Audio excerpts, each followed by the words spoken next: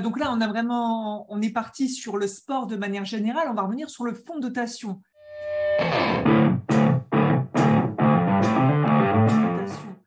Parce que c'est pas que c'est complexe à comprendre, mais j'ai l'impression qu'il y a plusieurs acteurs en place. Et j'aimerais bien savoir, c'est quoi les avantages de chacun des acteurs à travailler, à être dans le fonds de dotation ou à travailler avec le fonds de dotation, ou voilà. Quels sont les avantages qui sont les acteurs, comment ils opèrent les uns les autres, et c'est quoi leurs avantages quand même, quoi. Pourquoi ils font tout ça? C'est vrai que c'est très simple. C'est très, très simple. Il faut imaginer le fonds de dotation comme un triptyque, un triptyque avec donc 3 piliers qui vont former entre eux un cercle vertueux.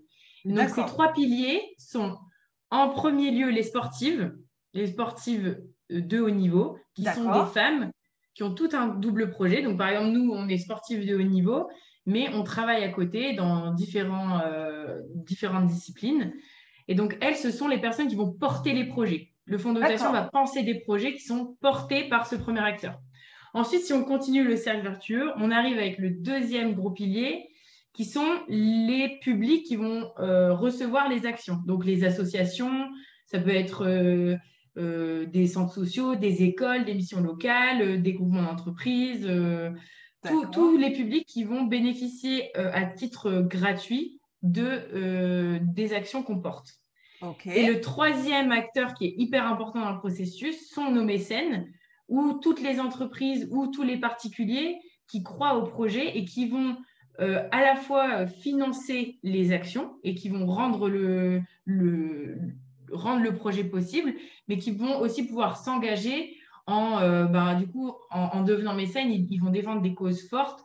Donc, on propose à tout public, que ce soit des handicaps, des jeunes, des décrochés ou qu'importe le sujet qu'on traite.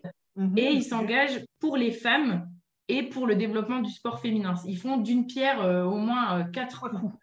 4 coups, voilà. Donc, et souvent, ils partagent nos valeurs. Et ils partagent vos valeurs. Donc, en fait, du coup, je reformule pour savoir. Donc, il y a les sportifs de haut niveau. Leur avantage, donc, c'est qu'elles peuvent faire leur double métier, c'est-à-dire sportifs de haut niveau et peut-être un autre métier au sein des structures, c'est ça? Donc, agrandir leur réseau professionnel au final. Il y a le deuxième pilier, c'est les bénéficiaires et les associations dans lesquelles ils sont dedans. Eux, ils bénéficient des projets. Comment ça se passe gratuitement? Ils ont les projets, puisque c'est des entreprises qui financent, c'est ça? Voilà, par exemple, on va prendre un exemple concret d'un projet qu'on a appelé Cuisine ton avenir. Ah, vas-y, donne un Cuisine ton avenir. Alors ça, c'est un projet concret, ça parle de bouffe, ça, c'est très bien. Ouais, voilà, ça va parler à tout le monde. Donc, Cuisine ton avenir, on va reprendre notre triptyque. On va passer par une sportive de haut niveau qui, dans la vie, est aussi chef cuisinière d'un restaurant à Lille. Et donc, elle a été en équipe. Comment? Ah, t'allais venir à son sport, j'allais dire. Alors oui, donc elle fait du rugby à haut niveau. Elle a été en équipe de France de rugby à 13. D'accord. Donc, équipe de France, mais pourtant quand même amateur. Donc, à côté de ça, elle a développé son projet professionnel dans la cuisine. Aujourd'hui, elle est reconnue, elle est chef de cuisine.